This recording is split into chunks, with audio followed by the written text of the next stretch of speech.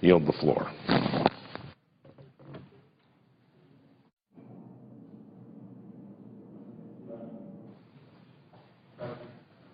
Madam President. The senator from Delaware. Madam President, I think there's several people here who'd like to be recognized. I think Senator Collins would like to be recognized. If she's ready to go, I'll yield to her, and then just ask us to maybe speak immediately after her. In fact, I would ask unanimous consent to speak immediately after her, and then to be followed by Senator Alexander, if that's the will of the body. Without objection. Thank you. Madam Senator from Maine. Thank you, Madam President. First, let me thank the senator from Delaware for his graciousness.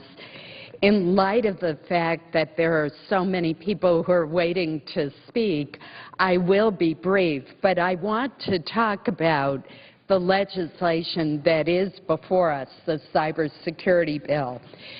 Madam President, this bill represents the Senate's best chance this year to pass urgently needed cybersecurity legislation.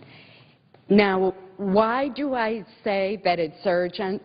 Virtually every national and homeland security expert, from President Bush's administration, including President Obama's administration, has warned us repeatedly that a cyber attack is coming, and it is an attack that's going to be aimed at our critical infrastructure.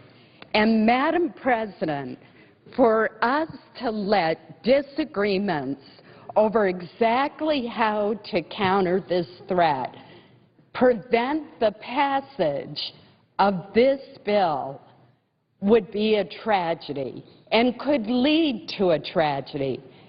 This is serious. Just yesterday, we had a meeting with the FBI, with the Department of Homeland Security, with General Keith Alexander, who is the head of Cyber Command and the head of the National Security Agency, and they were unanimous in warning us that Congress must act, and must act now. Every single day, nation states, terrorist groups, hacktivists, persistent hackers, transnational criminal gangs are probing our cyber defenses. Intrusions are rampant. As one expert told me, there are really only two kinds of large companies in this country. One, those that know that they've been hacked, and those that don't know that they've been hacked. It is so important that we act, and I must say we're working very hard to try to accommodate the concerns that have been raised by some of our colleagues and by some in the business community. We therefore have altered our bill in a significant way. And, Madam President, that's another charge that I've heard thrown loosely around here, is that somehow there hasn't been enough study. Somehow there's not enough process. Somehow we need more hearings. Madam President, our Homeland Security Committee alone has had 10 hearings on cybersecurity. 10 hearings. The Senate as a whole has had 25 hearings, numerous classified briefings. How many more briefings, hearings, and reports do we need? The head of the FBI, Robert Mueller, has told us that in his judgment, the threat of a cyber attack will soon exceed the threat of a terrorist attack. Of course, they may be combined. It may be a terrorist group using cyber tools to launch an attack on this country. There's a website video that an arm of al-Qaeda has that encourages cyber attack and talks about how easy it would be to conduct it. Now, Senator Lieberman and I, along with our two principal co-sponsors, our three principal co-sponsors, Senator Feinstein, Senator Rockefeller, and Senator Carper, have made significant changes in our bill to respond to concerns that have been raised. Most notably, we've gone from having a mandatory framework to a voluntary approach to enhance the security of our most critical infrastructure. The underlying concept of this approach, which was suggested in a very constructive way by our colleagues Senator Kyle and Senator Whitehouse, is to encourage owners of our most critical infrastructure to enhance their cybersecurity by providing them with various incentives, the most important of which is liability protections. We've also made changes to improve the privacy protections in the information sharing title of our bill. The bill establishes a multi-agency council, the National Cybersecurity Council, to respond to concerns that too much power was being given to the Department of Homeland Security.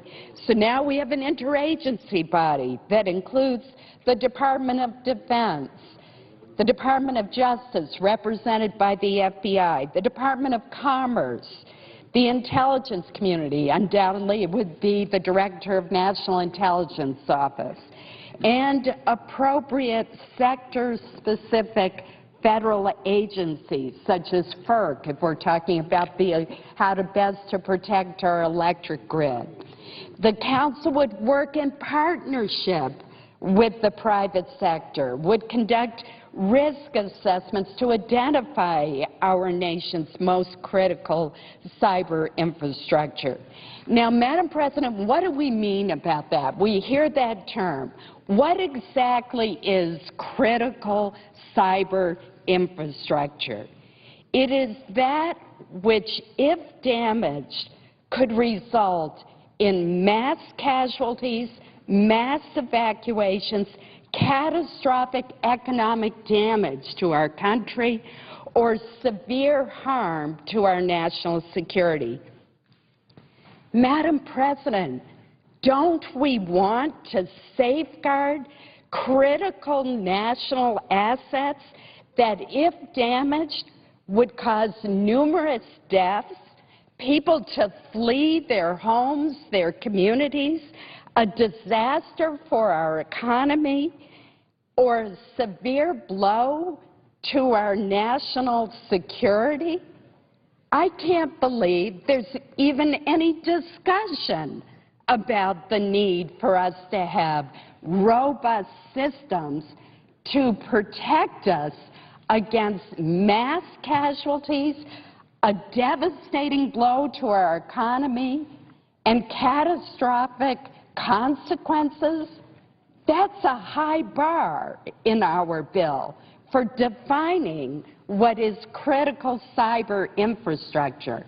It isn't every business in this country, and those that are implying that it is and this is sweeping are not accurately reading the bill. We would be irresponsible if we did not act when the warnings are so loud and are coming from so many respected sources. We have had the Aspen Institute group on cybersecurity issues endorse our bill and urge us to go towards its consideration. That is chaired by President Bush's Homeland Security Secretary, Michael Chertoff, and by a renowned expert on the other side of the aisle, former Congresswoman Jane Harman. But it also includes people like Paul Wolfowitz, not exactly a liberal activist the last time that I checked, but certainly one who commands great respect for his knowledge in this area.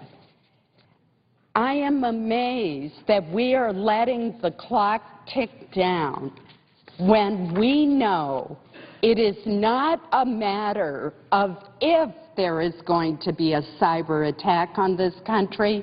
It is a matter of when.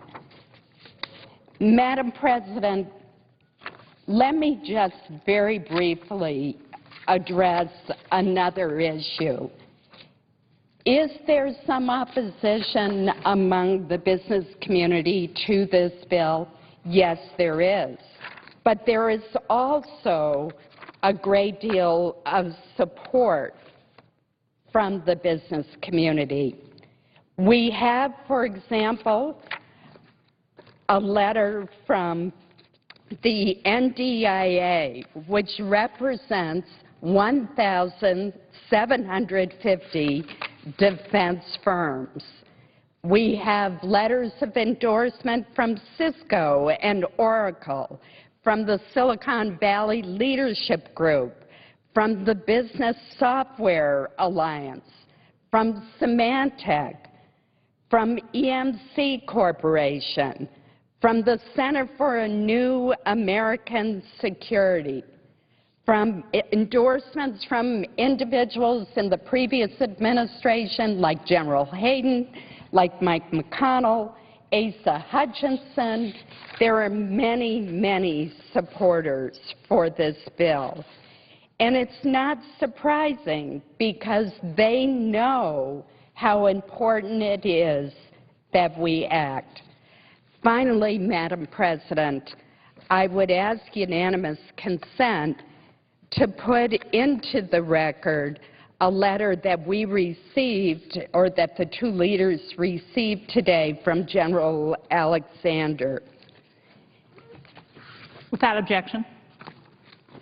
And, Madam President, I was hoping to read you a little excerpt from that letter, but and I now have it thanks to my able staff. Let me just, in closing, read a little bit from General Alexander's letter, which is dated today. In it, he says, I am writing to express my strong support for passage of a comprehensive bipartisan cybersecurity bill by the Senate this week. The cyber threat facing our nation is real and demands immediate action, not action next year, not action next Congress, not action even after the recess that we're about to take. As General Alexander says, the time to act is now. We simply cannot afford further delay. Moreover, to be effective in protecting against this threat to our national security, cyber security legislation should address both information sharing and core critical infrastructure hardening.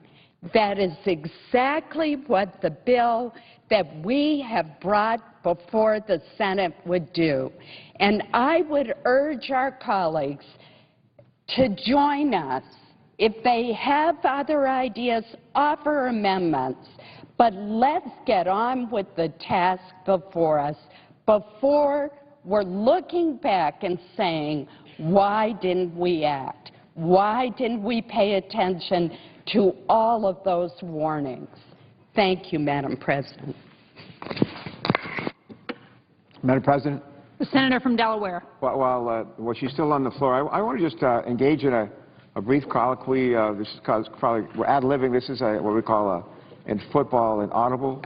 But we've got the two people that are most key to this, Senator Lieberman, the chairman of our committee, and Senator Collins, our ranking member. We both worked very, very hard with our staffs, to fashion this legislation. You know, in recent years when we heard opposition to doing something on cybersecurity, concern we had was it was going to be a top-down.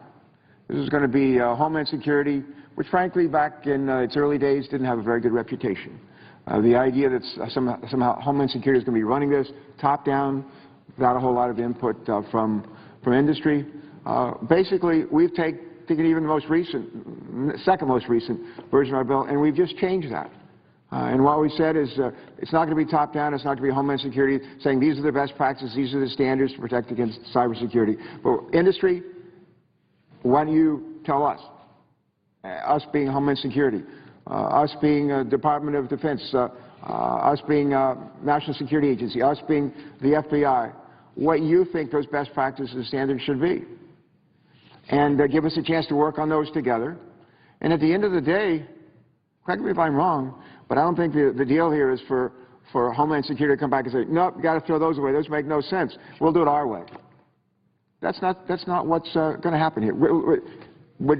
In our meeting yesterday with folks from FBI, National Security Agency, that's not the way it's going to work. It's not the way it works today. It's not the way it's going to work in the future. What do you think? Madam President. The senator from Maine. Madam President, if I could respond through the chair to my colleague from Delaware. He is absolutely correct. This is a collaborative partnership with the private sector, and indeed it has to be. 85% of critical infrastructure is owned by the private sector. So it makes sense to have their involvement. We've restructured the bill to require that. And there is another safeguard. Since this is a voluntary system that we have now devised, adopting the Kyle Whitehouse approach, if the private sector decided not to participate, it essentially invalidates the standards that are developed. So why would this interagency council, which has developed the standards based on the recommendations of the private sector, not adopt reasonable standards? They want industry to participate. That's the ultimate safeguard. I would say to my colleague from Delaware and my colleague, the chairman from Connecticut, who also may want to add to this. Let me just say, Madam President. The senator from Delaware. I'm going to direct this question to our chairman through you, but one of the other criticisms of our earlier version of this bill was that not only was it going to be top-down oriented, directed by Homeland Security, but also there were just sticks involved. Now, we were not going to incentivize anybody to comply with the standards that might be developed, but we're just hammer somebody. That's not the way it's turned out. And I commend the chairman for doing that, but would you just lay out for us just in a minute or two here how it would work? I think it's a much smarter approach. Madam President. Senator from Connecticut. I thank my friend from Delaware for the question. So this is now a voluntary system, and there's a lot to be said about that. I want to go back to that meeting yesterday. We had a broad bipartisan group of senators who've been most active, but from different perspectives on this question of cyber security legislation, who met yesterday with the key cybersecurity officials in our government from the Department of Defense, Department of Homeland Security, FBI, and National Security Agency.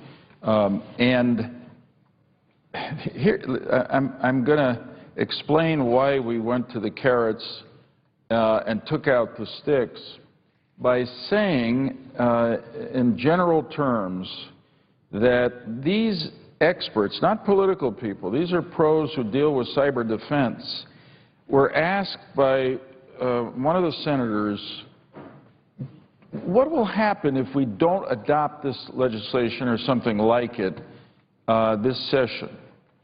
And the cybersecurity professionals said to us, our nation will be more vulnerable to cyber attack. In other words, this legislation contains authority to share information between the government and the private sector, between two private sector companies, that can't be done now.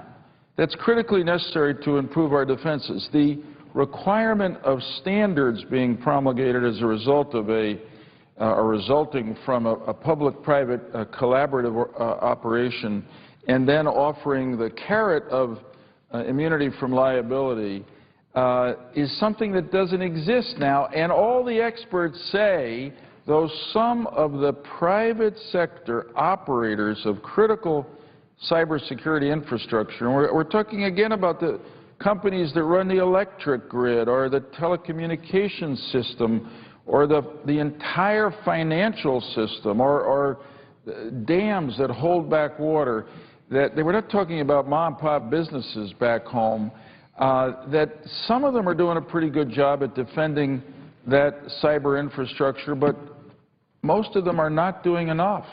And that's where the government has to come in and push them in that direction. So why did we change it from mandatory to voluntary, from sticks to carrots? Because we didn't have the votes to adopt the mandatory, which I think is necessary. So, and because of the urgency of the threat, as I just reflected that we heard yesterday from the professionals in this area, we said, Senator Collins and I, Senator Rockefeller, Senator Feinstein, Senator Carper, okay, you can't get 100% of what you want around here, and we understand that. So let's settle for 80%. Perhaps the other side will feel they got 80%. But what's most important, we'll get something done to protect our security.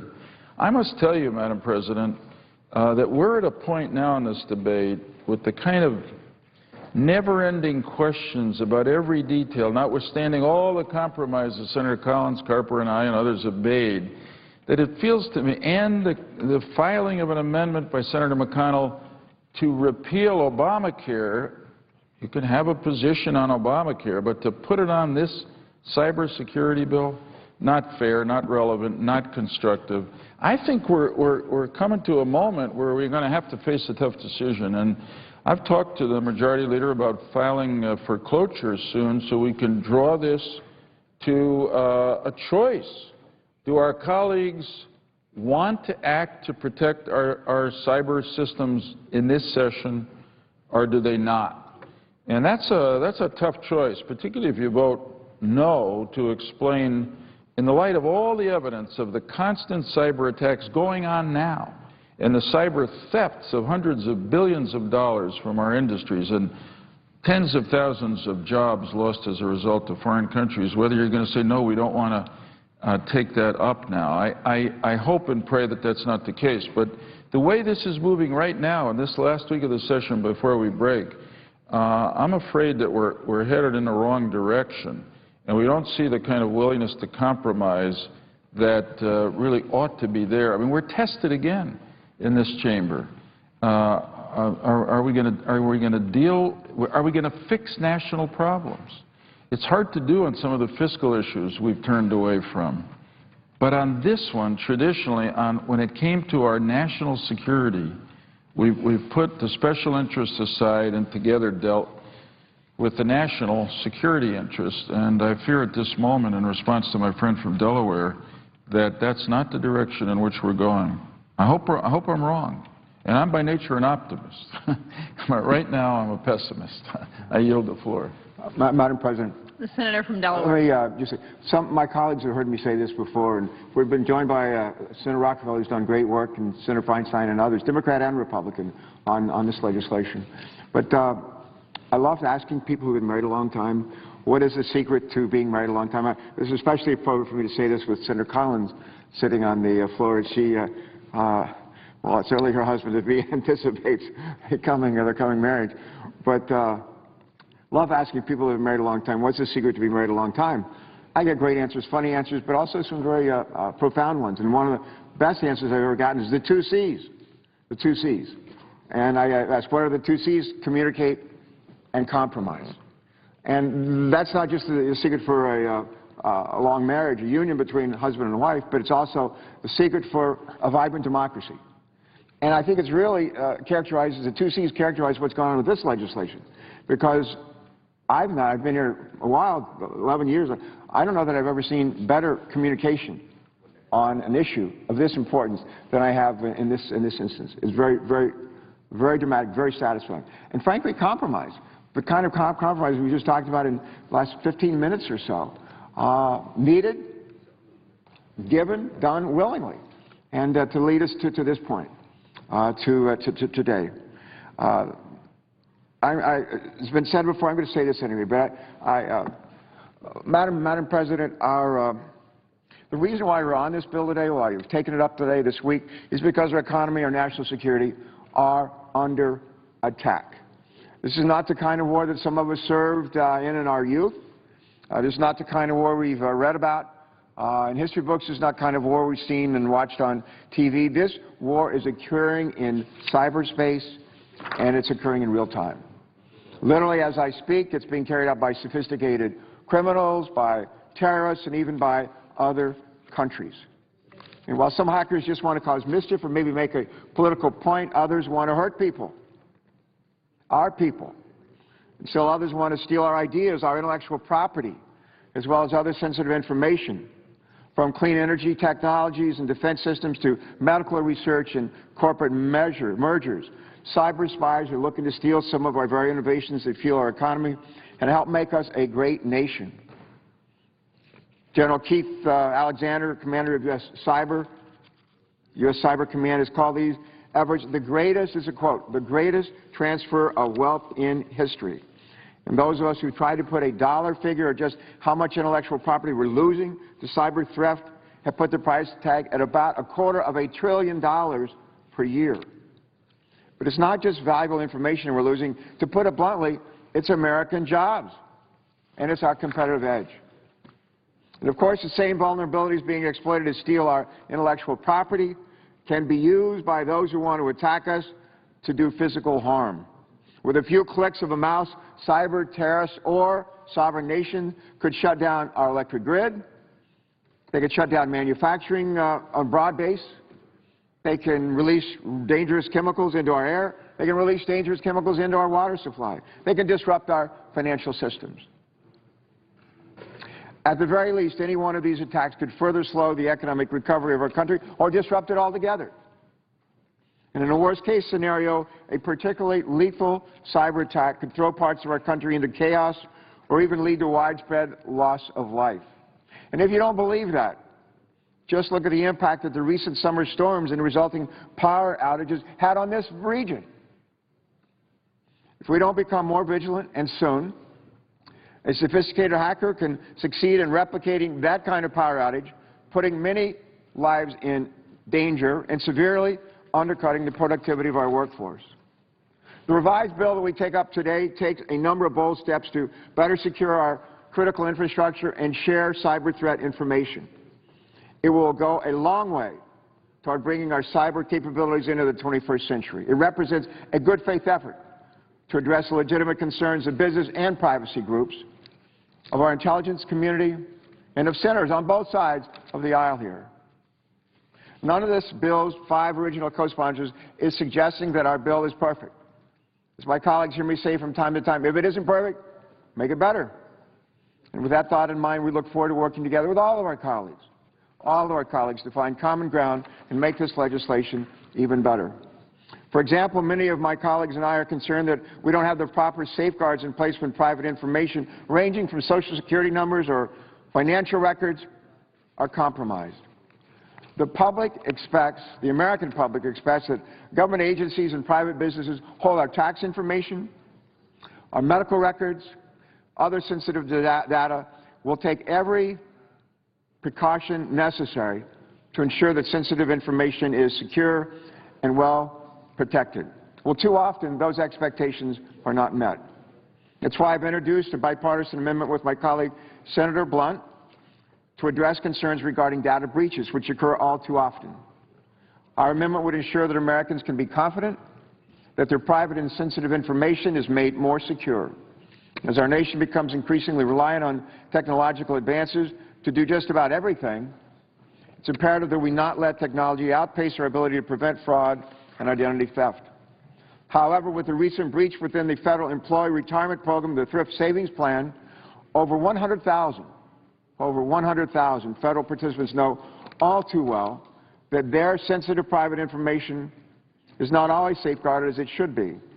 The amendment that Senator Blunt and I are offering seeks to ensure that all entities holding personal, sensitive information have to adhere to a national standard that's designed to keep information safe, while ensuring that both consumers and law enforcement are promptly notified in the event of a breach. This requirement would require that the current patchwork of 46 separate state laws, while ensuring that consumers have a uniform set of protections that they can understand. By adopting this data breach amendment and passing the broader cybersecurity bill, we will enable the U.S. to lead by example, both in preventing cyber attacks from occurring in the first place and in responding swiftly and effectively to protect consumers in the unfortunate event of an attack or a breach. So as we consider our amendment, the Blunt-Carper amendment, let's remember that this bill is not the finish line. If I could paraphrase Winston Churchill, this is not the end. This is not the beginning of the end. This bill really represents the end of the beginning. And as beginnings go, it ain't bad. And although we're still working out a compromise, I want to just close by talking very briefly about some of the features of the underlying bill that we're considering. First, and I'll reiterate what's been said before, it bears repeating. First, we've elected not to direct the Department of Homeland Security to mandate new cybersecurity regulations for private owners of critical infrastructure. We said we're not going to do that. Instead, we've endorsed an approach that relies on a public-private partnership and a voluntary cybersecurity program to strengthen the electronic backbone of our most sensitive systems. Instead of government penalties, our bill calls for using incentives like liability protection to encourage critical infrastructure owners to adopt voluntary practices developed by industry.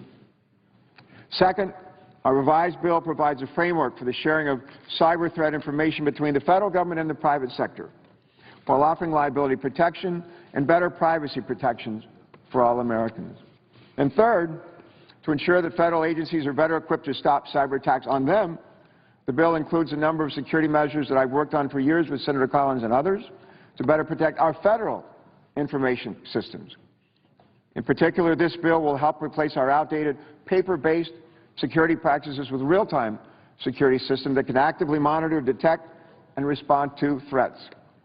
For example, agencies will be required to continuously monitor their systems like a security guard would watch a building through a video camera rather than just taking a snapshot, developing the film, and reporting on the results once a year. I'm happy to yield to the chairman. I thank my friend, and this will be very brief. Mr. President, I ask unanimous consent that the period for debate only on S-3414, the Cybersecurity Act, be extended until 6:30 p.m., and further that the Majority Leader be recognized at 6:30 p.m. Without objection. And I would add that the statement by my friend from Delaware not be interrupted by that motion. Also without objection. I thank the Chair and thank my friend. Happy to yield. Finally, Mr. President, our bill makes a number of important investments in developing the next generation of cybersecurity professionals. This is workforce development. For example, the bill provides stronger cybersecurity training and establishes better cybersecurity programs in our schools and in our universities. This legislation also makes research and development for cybersecurity a priority, so we can develop cutting-edge technologies here at home and bring jobs to our country. Doing so will not only make us safer as a nation, it will help ensure that America's workforce is better prepared for tomorrow's job market, and tomorrow is just around the corner. I want to conclude my remarks, Mr. President, here today with something that one of our colleagues, Mike Enzi of Wyoming, introduced me to several years ago. He calls it the 80-20 rule. He used it a time to explain to me how he, one of the most conservative Republicans in the Senate, and the late Ted Kennedy, one of the most liberal Democrats in the Senate, were able to accomplish so much as prior to Ted's death, when they were the two senior leaders on the Senate Committee on Health, Education, Labor, and Pensions Committee. And I said to Senator Enzi, I said, how come the two of you, very different people, one a Democrat, one a Republican, are able to get so much done? And Senator Enzi said to me, Ted and I agree on about 80% of what needs to be done on most issues, and we disagree on the other 20%. Somewhere along the way, he said, we just decided to focus on the 80% on which we agree, set the other 20% aside to another day. The cybersecurity legislation that we're debating here today and this week is an 80-20 bill. I think it's worth asking, is it worthwhile to pass a bill that achieves maybe only 80% of what we want to do, or even only 70%? of what we want to do. And then I would just say, well, compared to what? Compared to doing nothing? Compared to zero? Given all that's at stake in today's dangerous world, you bet it's worthwhile. And that much we ought to be able to agree on, so let's get it done. And like many of my colleagues who worked on this legislation for years, I welcome the opportunity this week to legislate on an issue of great importance to our nation, to offer our amendments, to debate them, to defend them, to vote on them, make this bill better by doing so. And in the end, adopt this bill as amended by a bipartisan margin. A lot of people in this country of ours question today whether we're still able to set aside our partisan differences and other differences when the stakes are high and summon the political will to do what's best for America. Let's show them by our actions this week that, yes, we can. Let's seize the day. Carpe diem. With that, I yield my time. Mr. President. The senator from New York. Thank you. First, I want to salute my colleague from Delaware. We have a number of people in this body who will take on the very tough issues, frankly, that can only succeed when there is bipartisan agreement, but that are deep and complicated and take day after day, week after week, even month after month of effort. And there aren't many who can craft that type of legislation. And the senator from Delaware is one of them.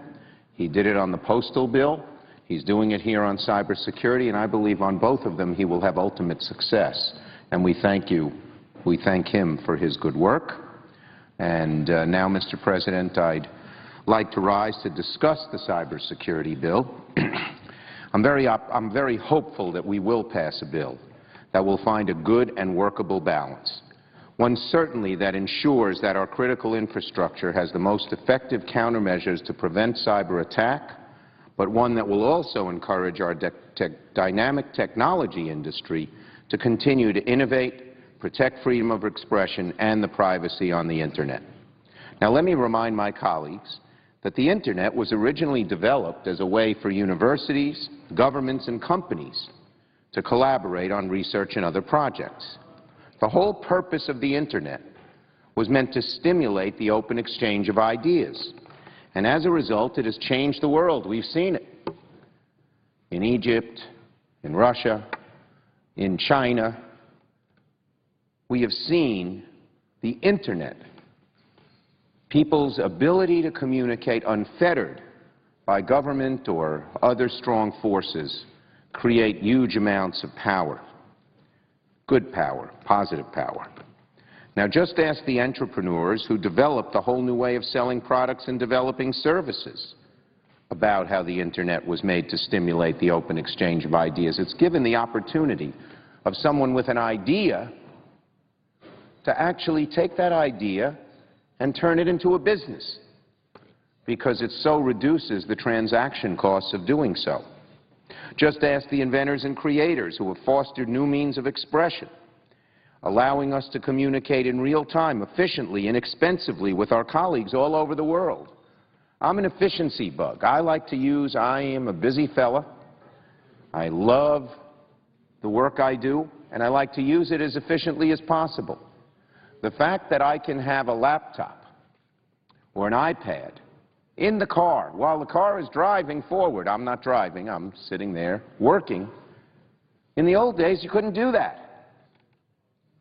And it's amazing how it has improved our efficiency. It's sort of, in a certain sense, Adam Smith's dream because it reduces transaction costs and allows us to focus effectively on producing the kinds of things that people want and need.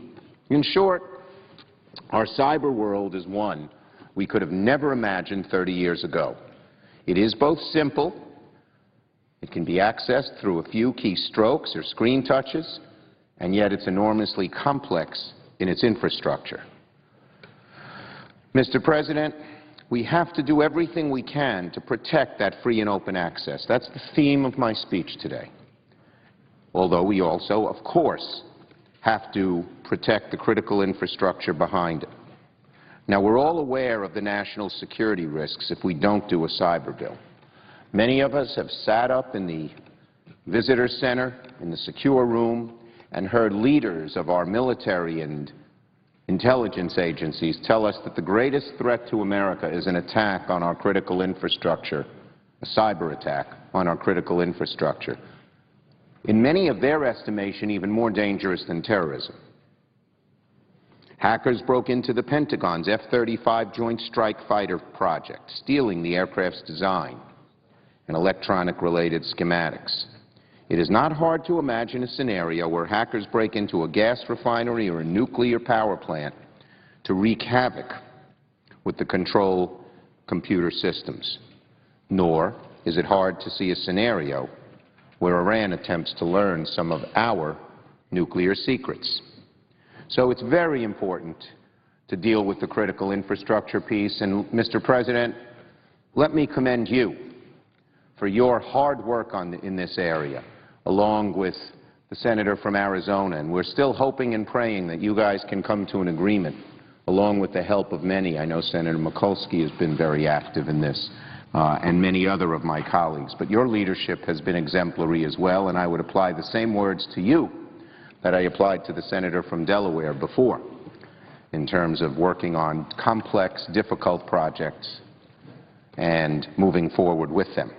Anyway, so important, very important, we protect our infrastructure. But at the same time, and this is what makes the legislation even more difficult, we have to be aware of the risk to a critical part of our economy if we don't do it right, if we don't do it carefully, if we don't do it thoughtfully, and if we don't balance the need to protect infrastructure with legitimate rights of the freedom of the Internet and of privacy. And, Mr. President, to be perfectly frank, I have a big dog in this fight. You see, the Silicon Valley may have given us the semiconductor, but New York City, in my opinion, will be the birthplace of the next great generation of Internet giants. New York entrepreneurs started Foursquare and Tumblr, Etsy and Kickstarter. Code Academy, Techstars, and General Assembly are training the next generation of Internet entrepreneurs. Venture capital is flocking to New York to help these startups. For the first time, we're getting engineers and scientists who want to be in New York. And we're still not at the level of Silicon Valley, but we're probably number 2 in the country in this regard. And like all New Yorkers, we want to be number 1 at some point. What's more, Mr. President, the existing Internet giants, Facebook and Google and Twitter, have all opened major offices in New York City. Google has over 3,000 people. I was proud to be at the opening of Facebook, and they're so happy with their office, they're expanding its role already. These companies know the talent and energy that are unique to New York, and they do not want to miss out on the next great idea that, as I said, is likely to come from New York. And these ideas are not just important for New York, but for America. Internet and tech companies around the country have ushered in a new era of change. They've made our world a drastically and dramatically different place than it was even 10 years ago, a better world, a more open world, a more productive world. But one thing remains the same.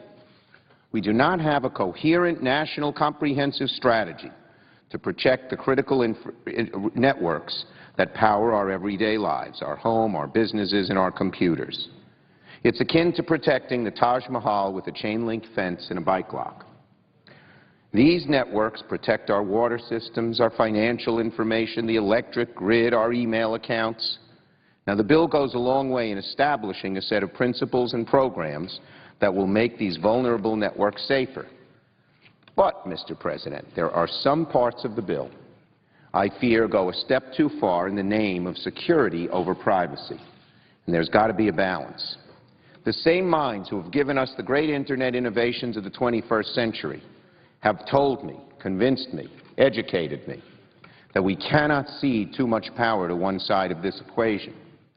We all know that in this very complex cyber world, we do give up some of our privacy. But unabated authority to stifle innovation in the name of cybersecurity is a bridge too far. That's why I am happy to co-sponsor the amendment of my colleague of Minnesota, Al Franken.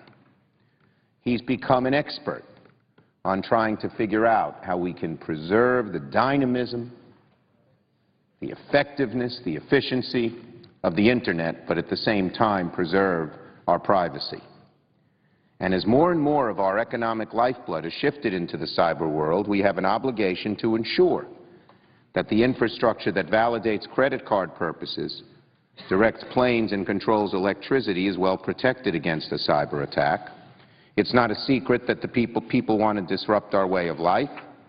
It's easy to imagine a world where terrorists attempt to take control of railroad switches, traffic lights to cause incredible disruption in our everyday lives.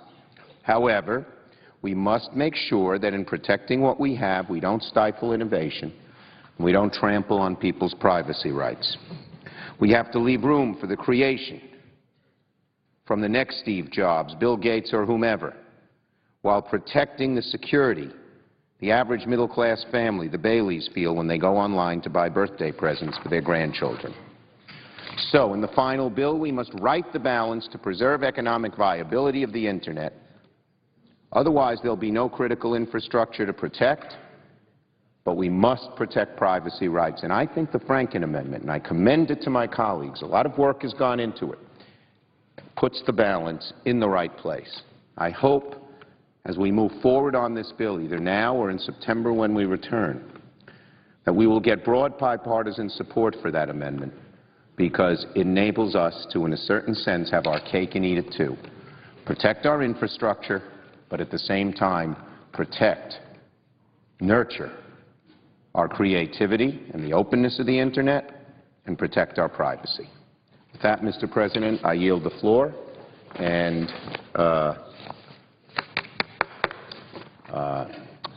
note the absence of a quorum. Nope, I do not note the absence of a quorum. I simply yield the floor, Mr. President. Mr. President. Senator from Nebraska. Mr. President, the worst drought in 50 years has hit Nebraska and the entire Midwest hard. Every single one of Nebraska's 93 counties is in a state of severe drought. And if you look at the chart here, you can see that the drought is throughout the Midwest, into the Middle East, down into the Southeast, down into Texas and West. Even drought conditions in Hawaii and maybe abnormally dry up in the northern part of Alaska.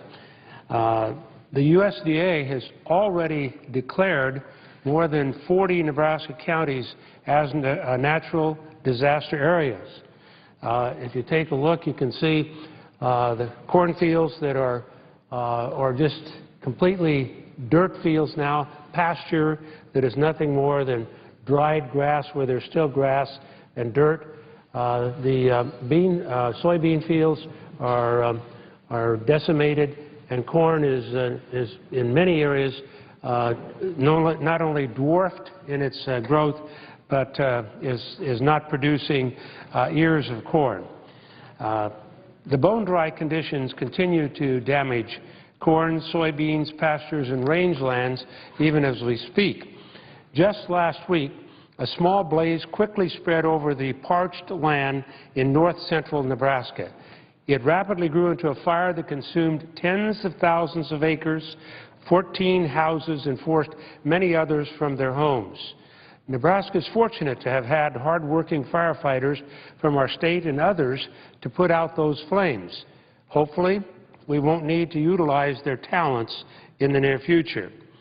Now, what Nebraska needs is disaster relief. And we're not alone. If you look at this chart, you'll see that a good part of the rest of the country needs disaster relief as well. Unfortunately, the disaster programs from the 2008 Farm Bill have already expired, and while the Senate passed a 5-year Farm Bill in June, the House isn't even expected to take action on it. The Senate's 5-year Farm Bill strengthens and improves the 2008 Farm Bill, particularly the natural disaster relief provisions. It beefs up and rehabilitates livestock disaster programs. It provides tools to help reduce fire risk and improve forest health. It improves and increases access to crop insurance to protect against future natural disasters. It authorizes direct and guaranteed loans for recovery from wildfires and drought. And the list goes on. All important programs necessary to deal with this disaster that we're facing in our country today. The Senate's 5-year Farm Bill makes necessary upgrades to the policies in the 2008 Farm Bill to help Americans recover from natural disasters, and it does it without digging the country deeper into debt. The Senate passed this bipartisan Farm Bill in June, but the House won't take action on it. Plus, the House is expected to move a separate bill, essentially a 1-year extension of the old 2008 Farm Bill. A 1-year extension of outdated and inefficient policies is not adequate, it's irresponsible. We need the substantial reforms in the Senate's 5-year Farm Bill now. A 1-year extension of current policy does nothing to help those who need the Farm Bill and its disaster relief the most. When you can do better, you should do better. You know, Congress passed a 5-year Farm Bill in 2008, 2002, 1996, 1990, 85, and you get the picture. Just about every 5 years between 1965 and today. Surely, the House can pass a proper 5-year Farm Bill. And the need to is all the more apparent in the face of the nationwide drought, with the disaster relief provisions in the 2008 Farm Bill having expired on September the 30th last year, 2011. Now, instead of passing a 5-year extension, the Farm Bill, instead of passing a 5-year extension in the Farm Bill, they've held a lot of political messaging votes, and they put off doing what should have been done at the very beginning. And now, while America is getting hit by these droughts and fires, and now, while American farmers and ranchers don't have the disaster relief because there's no Farm Bill, the House is merely going to pass a 1-year extension of current policies. They want to buy some time, kick the can down the road. Well, now it's time for the House to do its job. Do what's right for the country. Don't take the easy way out. Show the American people that you remember why you're here and what you need to do and can actually do it. Americans don't want a flimsy 1-year extension of inadequate coverage and outdated policies. Americans want a dependable, modern, and economical 5-year Farm Bill that cuts federal spending. That's what the Senate gave the House. That's what the House Agriculture Committee gave the House to work with, its own 5-year plan. Sure, there are real differences between the Senate bill and the House Ag bill, but there should be room for consensus. So the House must pass their bill or pass our bill. But don't pass a 1-year extension of outdated policies that won't work for modern American agriculture. Don't try to just coast along without a 5-year Farm Bill. The lack of a 2012 Farm Bill will fail to provide certainty to farmers and ranchers and lead to higher prices for all consumers at the grocery store. And this is on top of the already predicted 3 to 4% rise in food prices caused by the drought. We don't want that, and America deserves better. Nebraska's farmers and our American farmers and ranchers and all those affected by the drought, they're depending on Congress to do our job right and fairly debate this issue. So don't kick the can down the road. I urge the House to bring a 5-year Farm Bill to the House floor as soon as possible. Thank you, Mr. President, and I yield the floor.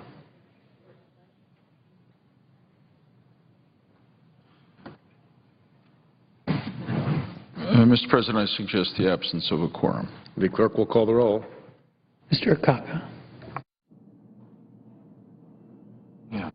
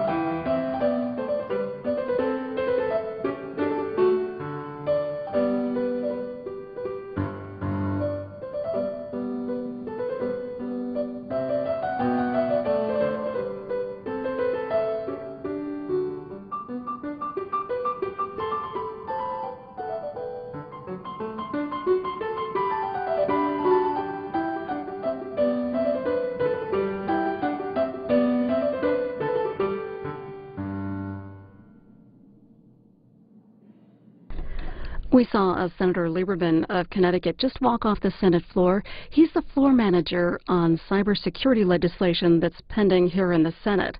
They are creating voluntary security standards for national digital information. Negotiations continue off the floor to address the concerns of some lawmakers over several provisions in the bill.